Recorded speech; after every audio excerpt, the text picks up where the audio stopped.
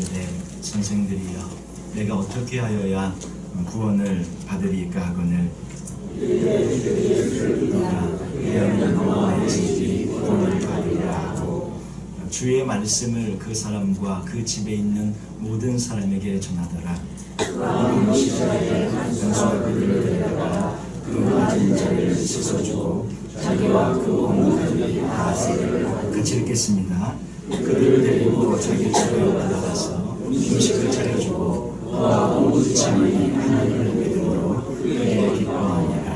아멘. 오늘 5월 이제 가정의 달을 맞아서 첫 주일에 자녀주일로 저희들이 예배를 드리는데 오늘 가정이 교회입니다. 가정이 교회입니다. 그런 제목으로 저희들 말씀을 나누기를 원합니다. 가정이 교회다 좀 생소한 그런 말일 수 있습니다. 아니 또 어떤 분에게는 굉장히 친숙한 말일 수 있습니다. 저희가 보통 교회가 교회라고 이렇게 모여있는 우리 교회, 우리 한 사람 한 사람 그리스도인 우리가 교회라고 이렇게 저희들이 많이 말씀을 나누고 그래서 그렇게 저희가 잘 알고 있는데 가정도 그리스도인의 그런 공동체로 모이는 곳이라면 가정도 교회가 될 수 있지 않을까. 가장 작은 단위의 그런 물론 한 사람 한 사람이 그리스도인 없는 교회이죠. 가정을 교회라고 저희가 생각을 많이 잘 못해봤던 것 같은데 가정을 교회라고 생각하면서 그렇게 가정의 달을 저희들이 시작해 나아가기 원합니다.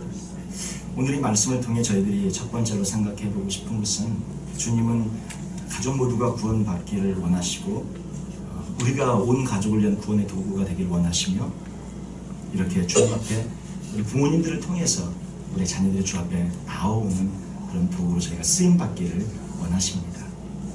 바울과 실라가 이 본문 말씀은 잘 아시는 것처럼 빌립보 감옥에서 찬송을 했을 때 복음 전하다가 갇혔죠. 그리고 매맞고 투옥되어졌죠.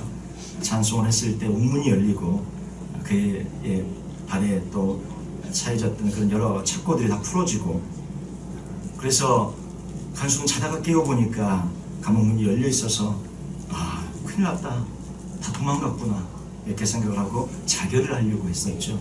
그때 바울과 실라가 그 안에 있으면서 바울이 얘기합니다. 자결하지 말라. 우리가 아직 다 여기 있다. 너무 놀랍고 두려워서 이 간수가 바울 앞에 와서 어떻게 해야 구원을 받을 수 있습니까? 물었을 때에 주 예수를 믿으라. 그리하면 너뿐만이 아니라 너와 내 집이 집 전체를 말하고 너와 내 집이 구원을 받으리라. 그렇게 말씀을 합니다. 이 말을 들은 이 간수가 바울을 데려다가 자기 집으로 초청을 하죠. 데려다가 물론 그 아프고 막 헐고 상처인데 다 닦아주고 막 죄송합니다 잘못했습니다 다 해주고 집에 들어다가 그 바울과 실라를 통해 주의 말씀을 듣고 그 온 가족이 구원을 받는 그런 역사가 일어나고 온 가족이 세례를 받는 그런 역사가 일어납니다.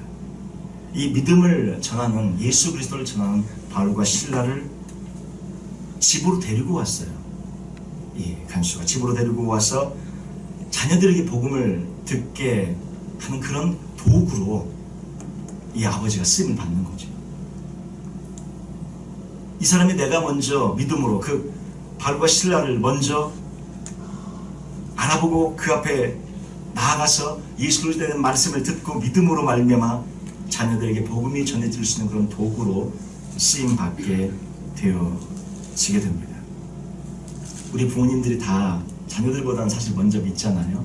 특이한 경우에 자녀가 먼저 믿어서 부모님을 전도하는 경우도 있지만 대체로 저희들 이민 세대를 살아가는 저희 모두는 부모님이 먼저 믿는 경우들이 많습니다. 저희가 먼저 믿어서 자녀들을 교회로 인도하게 되어지는데 저희가 이렇게 먼저 믿는 부모가 되는 것은 자녀들이 구원받을 수 있는 그런 길을 여는 도구로 또 통로로 하나님께서 저희들을 사용하시고 세워주신 줄을 믿습니다. 주님은 우리 가정 안에 있는 모든 사람들이 구원받기를 원하십니다. 그리고 가정에 주님의 구원의 축복을 베풀어 주시기를 원하십니다. 저희들 우리 자녀들 가운데 믿지 않는 자녀들이 있을 수도 있고 우리 손자 손녀들이 이제 막 자라나고 있는데 그들이 교회에 나오기가 좀 어려운 그런 상황 가운데 있을 수도 있습니다.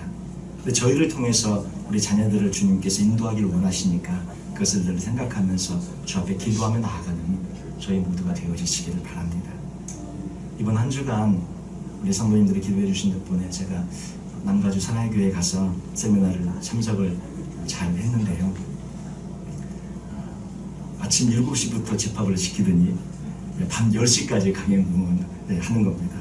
목사님들이 70명이 이렇게 오셨는데, 그냥 이렇게 그냥 뭘 잡듯이 잡는 이런 세미나는 처음이었습니다. 목사님들을 데려다가 완전히 그냥 완전히 잡더라고요. 그래서 열심히 잡혀가지고 열심히 훈련받고, 그리고 잠도 한 3시간, 4시간밖에 못 잤던 것 같아요. 그렇게 그곳에서 그 남가주 쪽에 얼마나 또 보고 많은 관광할 데가 많이 있겠습니까?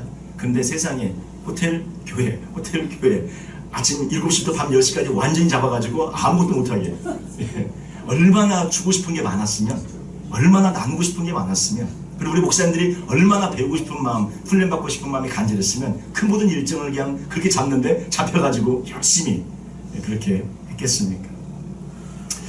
그 모든 거기가 이제 그 다락방이라고 하죠. 우리 구역 모임, 목장 모임 다 똑같은 그런 개념인데, 다락방에 가서 실제로 그 순장이 인도하는 것을 저녁에는 가서 참관하게 하고, 그러니까 그 모임이 보통 저녁 모임 하면 잘 일찍 안 끝나잖아요.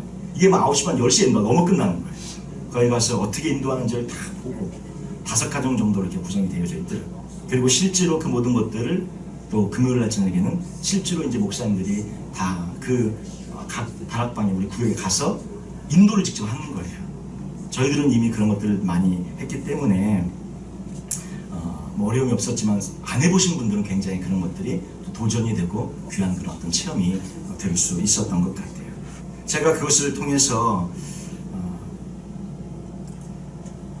많은 것들을 또 느끼고 또 배우고 그러고 왔습니다. 한 가지 가장 큰 마음의 감동이 있었던 것은 무엇이었냐면, 우리가 지금 하고 있는, 저희는 이 세미나를 하기도 전에 제자훈련을 했었고 성경 공부를 해왔잖아요. 이것이 바른 그런 모습으로 이미 가고 있었다는 것. 거기서 일주일 동안 얘기하고 말씀했던 것을 이미 저희는 우리 나름대로 우리 상황에 맞게 우리가 굉장히 귀하게 이렇게 해 나가고 있었다는 것을 다시 한번 확인받고 마음에 또 위로를 받고 돌아오는 그런 시간이 되었습니다. 거기 노창수 목사님께서 담임 목사님으로 계세요. 우리 중앙장로교회 담임 목사님으로 계셨던 노창수 목사님께서 지금 남가주 산하교회 담임 목사님으로 계시는데, 같이 이제 점심을 따로 이렇게 해서 목사님들, 그 중에 이제 담임 목사님들 몇 분을 이렇게 선별해서 식사하는 이제 같이 가서 식사를 하게 됐어요.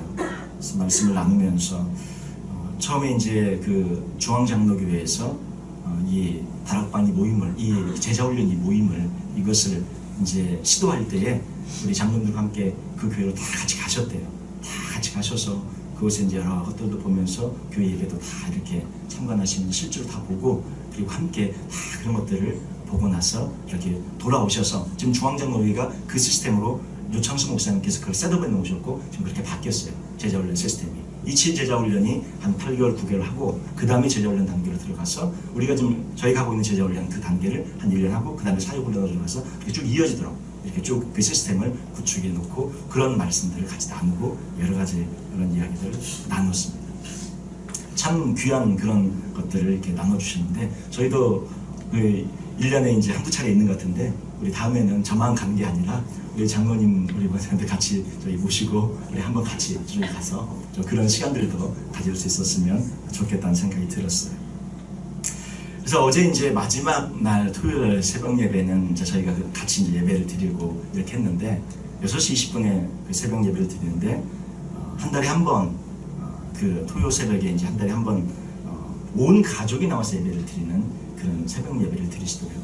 둘째 주는 청년 인도하고 이렇게 하는데, 첫째 주를 온 가족이 다 나와서 인도를 하는데, 찬양팀이 25명의 찬양, 제가 씌워봤어요. 25명의 찬양팀이 뒤에 섰는데, 주일학교 학생들이 5명. 그 아주 작은 여자아이들, 킨더쯤 될까 싶은 아이들인데 5명이 섰어요. 세상. 그리고 유스그룹 아이들이 한 15명이 섰어요. 그리고 청장년 해가지고 5명. 이렇게 해가지고 25명이 찬양팀으로 해가지고 찬양을 5곡을 인도하면서 찬양을 인도하더라고요. 자녀들을 다 데리고 오는 거예요. 뒤에서 앉아서 예배를 드리는데 엄마 손을 붙잡고 아이들이 오고 또 엄마가 아빠가 자녀들을 데리고 오더라고요. 물론 그냥 가자 막 억지로 해가지고 또 온 애들도 있었겠죠. 잠자는 걸 막 깨워가지고 막 어떤 애들은 머리가 막 새집이 짚어가지고 막 이렇게 오면서 막 끌려오면서 막 투덜투덜대면서 보고, 그 현관 앞에는 다 아이들 명단이 다 있는데 스티커가 다 붙어 있어요. 이게 한두 번 한 게 아니고 스티커가 막 3, 40개씩 벌써 붙어 있는 게 계속 해온 거예요. 아이들 이름이 다 있고 거기에 왔을 때 출생한 스티커가 이렇게 붙어 있는 거예요. 그런다고 다 구원 받겠습니까? 그러나 그 교회가 자녀들을 향한 그 마음이, 부모님이 자녀들을 끌고 오고 싶은 그 마음이 전 느껴졌던 거예요. 자녀를 위한 기도를 저희들이 멈추지 않고 계속해 나아가면서 우리 자녀들이 주 앞에 나올 수 있도록 저희들이 이렇게 노력하고 애쓰고 그렇게 하는 저희들이 되어지기를 원합니다. 자녀들이 구원을 받을 수 있도록 나름대로 최선을 다하는 그런 모습을 느꼈고, 물론 각 교회마다 상황이 다르니까 그렇게 하자, 저 그 말씀 아닙니다. 그렇게 하자 그런 말씀이 아니라 우리 나름대로 고민을 하면서 그 교회가 한 것을 그대로 하자 그러면 안 되죠. 무엇이든지 어떤 교회 했든지 그것을 그대로 하자 그러면 안 됩니다. 저희 교회는 저희 교회만의 상황이 있고 저희 교회만의 훌륭한 전통이 있고 저희 교회만의 아름다운 것들이 있어요. 이것 바탕 위에 맞게 저희가 해나갈 수 있는 상황에 맞게 바꾸고 변화되어져서 우리의 상황에 맞게 해나가면 또 귀한 그런 열매들을 맺어가게 될 줄로 믿습니다. 자녀를 향한 그 사랑의 마음이, 우리 부모님의 마음이 얼마나 간절해. 우리 다 여기 온 이유가, 첫 번째 이유가 자녀들 때문에 온 것 아닙니까? 사실 여기서 갈 수 있는 기회가 많이 있었지만 여기에 정착하신 가장 또 첫 번째 이유가 뭐예요? 자녀들 때문 아닙니까? 그 이 세미나 강사로 오신 목사님 중에 임종도 목사님이라고, 그분이 이제 한 분이 말씀하신 중 그런 말씀을 하시더라고요. 주일날 점심 식사를 거의 다 사 먹는데요. 그런데 우리 어른들 식사는 3,000원, 자녀들 식사는 7,000원. 왜 비싼지 혹시 눈치를 채신 분 있으십니까? 어른들 식사는 3,000원이에요. 근데 자녀들 식사가 7,000원인데 그렇게 자녀들 식사에 막 미어 터지고 막 자녀들 식사에 막 아이들이 가서 다 돈 줘서 사 먹게 한대요. 왜 그랬을 것 같으세요? 예, 뭐 그렇게 맞아요. 그리고 또 다른 이유가, 왜 어떻게 잘못했어요? 예, 메뉴가 좋아서. 비싼 말이에요. 비싼. 자녀들에게 우리 부모님이 뭐를 먹이고 싶으세요? 다 올가닉으로 먹이고 싶잖아요. 교회가 다 올가닉으로 유기농으로 전부 준비하는 거예요. 부모님은 그거 안 먹어도 돼. 그래서 메뉴가 3,000원짜리 싼 건데 자녀들 메뉴는 완전한 올가닉으로, 완전한 유기농으로 준비된 거예요. 비싸요. 7,000원. 2배 이상 비싼데 부모님들이 돈을 다 털어갖고 그냥 되는 거예요. 네. 그 말씀을 들으면서 그게 이제 무슨 뜻이냐면, 부모가 그 자녀를 향한 마음 아닙니까? 나는 싼 거 먹어도, 나는 올가닉, 어차피 우리는 이러고 사는 거니까 괜찮아. 올가닉을 먹든 안 먹든 우리는 3,000원짜리 그냥 아무나 먹어도 되는데, 자녀만큼은 올가닉으로 먹이고 싶고 자녀만큼 유기농으로 먹이고 싶은 그 부모의 간절한 마음, 아무리 비싸도 먹이고 아무리 비싸도 쓴다는 거죠. 근데 그 간절한 마음들이 우리 교회 안에서 좀 모아져서 우리가 우리 자녀들을 향해 그런 마음을 갖고, 사실 정말 중요한 건, 올가닉보다 더 중요한 건 뭐예요? 예수 그리스도를 믿는 믿음 아니겠습니까? 저희들이 정말로 그렇게 그 자녀에게 영생, 그런 주의 말씀, 은혜, 은총, 믿음, 예수님의 십자가, 이게 사실은 가장 중요한데 저희들 그렇게 저희 자녀들에게 가장 좋은 것으로 인도하고 베풀어주는 저희들이 되어지길 원합니다. 이 간수가 그 바르바시를 자기 집에 모셔가지고 가서 자기 자녀들이 다 듣게 합니다. 그냥 거기서 자기만 듣고 끝나버릴 수 있었는데 그렇게 하지 않고요, 집으로 모시고 가요. 그리고 복음을 직접 듣게 합니다. 교회로 데리고 나와요. 그리고 주의 말씀을 듣게 해요. 믿음은 들음에서만 남이여 들음은 그리스도의 말씀으로 말미암는다고, 그렇게 해서 온 가족의 자녀들이 다 구원받는 그런 역사로 인도하는 도구 역할을 그 아버지가 해요. 여기 우리 계신 모든 아버지, 어머니들이 우리가 세상에서 줄 수 있는 것이 무엇입니까? 아까 그 얘기처럼 올가닉으로 줄 수 있다면 그게 얼마나 비싸면 다 주고 싶고, 우리가 무엇이든지 다 해주고 싶은 우리 마음인데, 자녀들에게 가장 귀한 예수 그리스도를 전해주는 그런 도구 역할을 하는 우리 아버지들이, 우리 어머니들이 되시기를 주님의 이름으로 축원드립니다. 두 번째는 가정이 교회입니다. 가정이 교회예요. 두 번째 제목이 가정이 교회라는 제목입니다. 34절 보니까 그들을 데리고 가서 자기 집에 올라가서 음식을 차려주고 그와 온 집안이, 음식도 대접하죠. 그와 온 집안이 하나님을 믿음으로 크게 기뻐하니. 그러니까 온 집안이 하나님을 믿었어요. 믿음의 공동체가 되어졌어요. 전에는 가정이 믿음의 공동체가 아니었는데 이 가정이 온 집안이 하나님을 믿음으로 하나님을 믿는 믿음의 공동체, 즉 교회가 된 것입니다. 가정이 교회입니다. 우리 이런 생각을 많이 못했던 것 같아요. 이제부터는 집이 교회라는 생각을 하시고 그 집으로 들어가시기를 주님의 이름으로 축원드립니다. 가정은 주님이 세우신 첫 번째 기관이죠. 다 아시는 것처럼 이 세상에서 가장 중요한 기관이 가정이에요. 그 가정을 통해서 주님께서 지금 예배 받으시고 경배 받으시고 계시는 것입니다. 가정이 곧 주님을 예배하는 공동체이고 가정이 곧 교회입니다. 이제는 가정이 교회라고 인식하면서 나아가길 원합니다. 그러면 어떻게 우리 아버지 되신 분들이 집에 이제 목사님이신 거예요.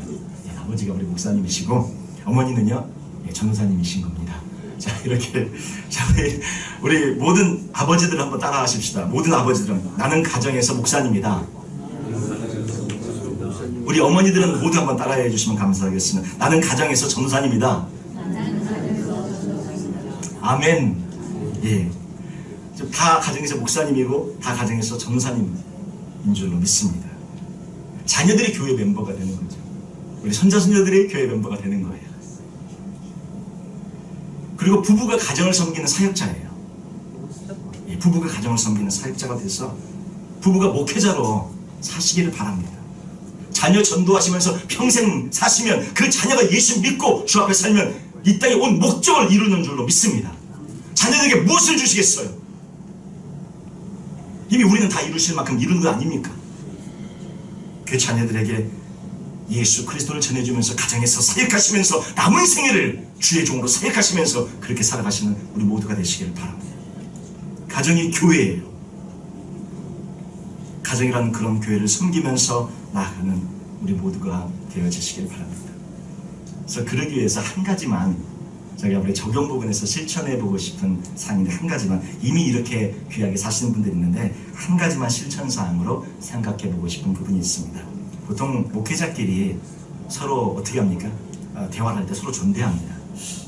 목회자끼리 막 하대하지 않잖아요. 목회자끼리 서로 존대하듯이 가정에서 부부간에 존댓말을 하시면 좋을 것 같습니다. 이미 존댓말 하고 계신 분들도 계시죠? 예. 가정에서 부부는 목사님이고 전도사님이니까 서로 존대하는 것이 굉장히 좋을 것 같습니다.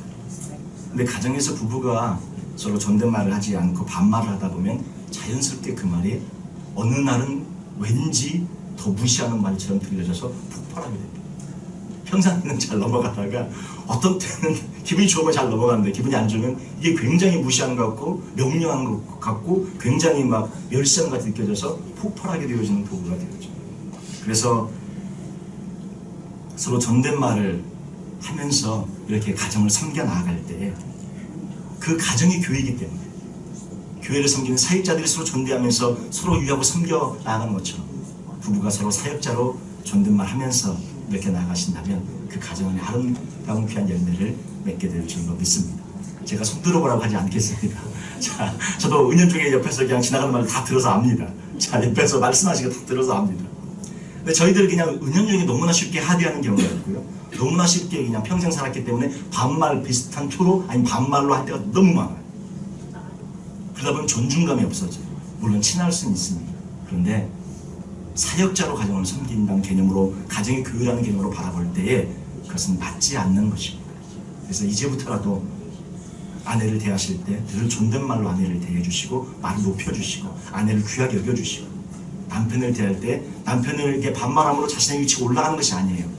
남편을 존중해줌으로 오히려 그 아내의 위치가 올라가기 때문에 그렇게 해주시면 정말로 귀한 그런 사역의 열매들을 자녀들이 보고 배울 수 있으리라고 생각이 되어집니다. 주일학교가 생긴 것은 교회 역사를 보면 우리 아시는 분들은 아시겠지만 200여 년이 채 되지 않습니다. 우리 주일학교, 우리 지금 주일학교가 모여있잖아요. 얼마 안 됩니다. 교회의 역사 가운데, 철시 히스토리 가운데 2000년 역사 가운데 주일학교가 생겨서 이렇게 주일학교가 따로 모이고 주일학교가 모인 것은 200여 년 이어간밖에 되지 않아요. 그러면 그동안 1800년 동안 자녀교육은 어디서 했냐? 가정에서 했어요. 아버지가 있고 어머니가 있어요. 자녀교육은 전적으로 가정에서 했습니다. 근데 이것을 우리는 교회에 다 떠넘겨버렸죠. 사실 저도 목회자지만 그냥 교회에 떠넘기고 제가 가정에서 이렇게 자녀교육을 향한 그런 것들 많이 신경 쓰지 못했던 것 같아서 저도 참 말씀을 준비하면서 마음이 많이 아팠어요. 그냥 교회만 가면 다 되는 줄 알고. 그리고 저희는 지금 그 결과를 보고 있습니다. 우리 자녀 세대가 다 교회를 떠났잖아요. 자녀들이 교회에 없어요. 다 떠났어요. 물론 EM권을 찾아가서 영권 예배를 찾아가고 미국 교회를 찾아가서 예배드리는 그런 귀한 자녀들도 있지만 대부분 떠나버렸어요. 교회 한번 가자고 얘기하면 그게 싸움이 돼요. 그래서 저희는 눈물로 기도합니다. 그러나 그 기도가 결코 그냥 사라지지 않기 때문에 그 자녀들은 언젠가는 주 앞에 돌아오게 되어지지만 내 평생 기도 제목으로 그렇게 나아가는 그런 상황이 되어지는 것이죠. 자녀 교육은 부모님이 사역자로 가정이 교회이기 때문에 가정에서 해야 합니다. 교회는 이것을 돕는 역할을 하는 거예요. 교회가 전적으로 자녀 교육을 감당하는 기관이 아니라 자녀 교육은 가정에서 부모님이 해야 하는 것이고 가정이 교회입니다. 지금부터 우리 모든 성도들 집에 들어가실 때 이제는 사역지로 들어가시는 것이고 그 가정을 사역지로 삼아 우리 모든 아버지들은 목사님이고 모든 어머니들은 전사님으로 그 자녀들 향해 손자 손녀들 향해 그런 귀한 사역을 펼쳐가십니다. 그러한 우리 모두가 되시기를 주님의 이름으로 축원드립니다. 세 번째는 이 말씀을 통해 저희가 생각해보고 싶은 것은 자녀 교육은 이 교육이란 말을 더 이상 이제 쓰지 못할 것 같아요. 자녀 교육이 아니라 선교입니다. 이제 선교. 제가 이번에 가서 이제 세미나에 가서 말씀을 나누면서 이 근처에 한 대형 교회에서 같이 이렇게 부목사님들 한 네 분이 같이 가셨어요. 그래서 이제 거기서 말씀을 나눈 중에 그 교회가 굉장히 많은 고민을 했더라고요. 다음 세대 그런 말을 너무나 많이 하고 우리 다음 세대에게 우리 교회를 전해주고 다음 세대에게 우리의 유산을 전해주고 다음 세대에게 전해줘야 되는데 도대체 다음 세대가 누구냐? 정의 다음 세대가 도대체 정확한 다음 세대의 개념이 뭐냐를 몇 년에 걸쳐서 논의한 결과 수없는 논의를 했는데 논의한 결과 다음 세대가 어디예요? 우리 보통 저희들 생각할 때 다음 세대 우리 자녀들이라고 생각되지 않습니까? 다음 세대 우리 자녀들. 그런데 다음 세대는 교회를 넘겨받을 세대가 다음 세대, 교회에 있어야 하는 세대가 다음 세대인데 우리 자녀들은 교회에 없는 거예요. 교회를 떠났어요. 자녀들이. 교회를 이어받고 그 교회를 지켜서 주인으로 그 교회 나오면서 그 교회를 이어받을 세대가 아니에요. 물론 미국 교회 가고 미국 교회 다니고 이렇게 할 수는 있겠어요. 그러나 그 교회를 이어받을 다음 세대는 아닌 거예요. 결국 그 교회를 이어받는 세대가 누구냐 하고 정확하게 모든 걸 살펴서 바라보니까 젊은 신혼부부 그룹. 그 교회에 이제 와서 아이들과 함께 정착한 젊은 신혼부부 그룹이 다음 세대라는 결론에 도달하게 되어졌다고 합니다. 교회를 결혼하고 교회에 와서 자녀들을 키우고 있는 그 세대가 이제 그 교회를 맡게 되는 거죠. 우리의 자녀들이 아니라 우리의 중고등부 아이들, 우리의 주일학교 아이들 그런 아이들이 아니라 신혼부부 그 그룹 젊은 부부 그룹이 교회를 이어받을 다음 세대라고 그들이 정의를 내리고 거기에 모든 것을 그들에게 모든 걸 넘겨주기로 그들에게 모든 것을 넘겨줘 그들이 교회를 이어받는 것으로 지금 준비하고 그 프로젝트가 진행이 되고 있다고 그래요. 그런데 그 교회는 수라도 많으니까 그게 가능해요. 이 젊은 그룹이 이게 그래도 수라도 좀 어느 정도 되니까 그 교회를 물려주는 프로젝트를 진행하면서 가능한데 작은 교회들은 이것조차 불가능합니다. 5년 뒤 10년 뒤에 그 교회 자체가 다음 세대에게 넘겨줘야 되는데 이게 이제 저희들은 큰 문제에 직면하게 되는 거죠. 저희들이 전해줘야 될 다음 세대는 누굽니까? 자녀 교육은 더 이상 교육이 아니고 선교가 되어져야 합니다. 이제는 정작 다음 세대라고 외쳤던 우리의 자녀들은 교회를 떠나버리고 교회를 물려줄 수가 없는 그런 상황이 되어져 버립니다. 역시 현재 우리 모두의 상황입니다. 큰 교회 한두를 제외하고는 우리는 다음 세대를 놓쳐버렸어요. 아까 두 번째, 가정의 교회입니다. 가정의 교회인데 그것을 하지 못해서 이렇게 되어져 버렸습니다.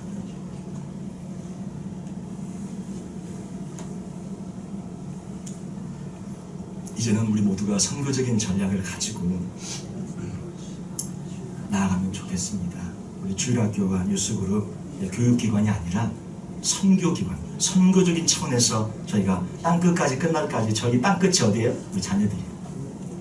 물론 오지도 다 포함되어 있습니다. 그런데 끝날이 자녀들이 예수 믿고 주 앞에 쓰임 받을 때까지.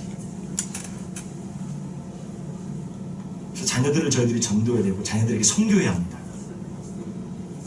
그래서 우리 자녀들은 우리보다 힘겨운 싸움을 해야 돼요. 사실 우리는 믿음을 가진 1세대로 살아왔기 때문에 이 세상이 어떻든지 그냥 우리는 우리의 길을 갑니다. 그런데 우리 자녀들이 사는 이 미국, 이 사회와 이 시대는 너무나 어려운 시대. 우리 자녀들은 주류사회에 들어가잖아요. 이 미국 사회에 그냥 그대로 들어가는데 이 사회가 어떤 사회입니까? 동성애를 보편화하고, 특히 뭐 자녀들 이미 들어서 아시겠죠. 예술 계통 부분은 무슨 뭐 음악이나 뭐 미술이나 아트나 무슨 영화나 무슨 이런 어떤 계통에 있는 그런 모든 대학교 무슨 메이저 전공 뭐 교수님들 비롯해서 50% 이상이, 조심스럽습니다만 이게 벌써 10년 전이고 50% 이상이 동성애예요. 교수가 자기는 동성애라고 얘기를 합니다. 총장이 자기는 동성애라고 얘기를 해요. 예, 학생들은 말할 것도 없고 이게 벌써요 몇 년 전, 그러니까 수십 년 아니지만 10년 전 이야기예요. 지금은 어떻겠어요? 이런 세대 가운데 우리 자녀들이 나아가고 그 사이에서 돌파해야 되고 그 사이를 뚫고 나아가는데 어떻게 할 수 있겠냐는 거죠. 믿음도 우리보다 약한 믿음을 가진 것 같고 어렵고 힘겹게 보이는데 우리 자녀들이 살아가야 될 이 세대, 뚫고 가야 될 이 세대는 진정한 믿음이 아니면 이길 수 없는 그런 시대를 자녀들이 살고 있습니다. 그래서 이 자녀들이 그들이 살고 있는 시대에 선교사로 자녀들도 파송되어져야 돼요. 자녀들을 세상에 파송하는 선교사와 같이 자녀들이 세상에 파송되어져야 하는데 먼저는 우리가 우리 자녀들을 선교 대상으로 삼아서 선교적 차원에서 우리 자녀들을 양육시키고 그들을 믿음의 사람으로 자라게 하고 나서 그들이 가진 믿음으로 우리 자녀들이 사는 세상에 다시 현지인 선교사로, 자녀들이 현지인 선교사로 파송되어진 그런 상황으로, 그런 파송하는 기관으로 교회가 쓰여져야 할 줄 믿습니다. 이제는 개념이 조금씩 달라지는 것 같아요. 자녀들을 선교사로 양육하고 이 자녀들이 살고 있는 이 미국이 이게 현지가 돼버려서 우리가 오지만 현지인 선교사를 키워서 그들 자리받도록 한다는 게 아니라 여기 미국 자체가 현지 선교지가 되어지고 우리 자녀들이 현지인 선교사가 되어져 그 사회를 뚫고 나가는 그러한 하나님의 사람으로 세워지는 그런 시대가 되어져야 할 줄 믿습니다. 저희들 큰 교회는 다음 세대라고 해서 나눠줄 그룹도 있고 전해줄 그룹도 있지만 저희들은 그렇지도 못한 형편입니다. 저희들이 더 주님 앞에 오늘 가정의 교회입니다 이런 제목으로 말씀을 나눴는데 이제는 자녀들에게도 교육한다 생각하지 마시고 자녀들에게 무한 선교하는 거예요. 손자손녀들에게 어떻게 선교하는 거예요. 우리가 가정에서 목회자로 부름받아서 우리 자녀들에게 선교하며 그들이 하나님의 사람으로 세워질 수 있도록 양육하고 그들이 현지인 선교사가 되어져 이 현지 이 미국에 나아가서 복음을 전하는 그런 하나님의 사람으로 또 복음을 가지고 이 세상을 돌파하며 나아가는 그런 하나님의 사람으로 쓰임받을 수 있도록 그렇게 저희들 다짐하고 결단하는 우리 모두가 되시기를 주님의 이름으로 축원드립니다. 우리 함께 잠깐 한 1분 정도 기도하면 좋겠습니다. 특별히 오늘 자녀주일입니다. 우리 자녀들 생각하면 무엇이 늘 아깝습니까? 우리 생명도 주고 싶잖아요. 다 주고 싶잖아요. 뭐 집이고 뭐고 유산이고 뭐고 다 주고 싶어요 우리 자녀들에게. 근데 정말 가장 중요한 것, 정말 진짜 주고 싶은 것, 그 믿음은 잘 안 됩니다. 이 신앙은 정말로 주고 싶은데 잘 안 돼요. 예수님을 사랑하는 이 마음만큼은 정말로 주고 싶은데 잘 안 돼요. 이제부터는 가정에서 우리가 목회자로 사십시다. 우리 모든 아버지들은 목사님으로 사시고 우리 모든 어머니들은 천사님으로 사시고 그래서 우리 자녀들을 선교하는 마음으로 자녀들에게 선교하고 이들이 온 땅에 나가서 선교하는 그런 선교사들이 되어질 수 있도록 다시 한번 다짐하면서 1분 정도 주님 도와달라고 은혜를 달라고 함께 통성으로 기도하겠습니다.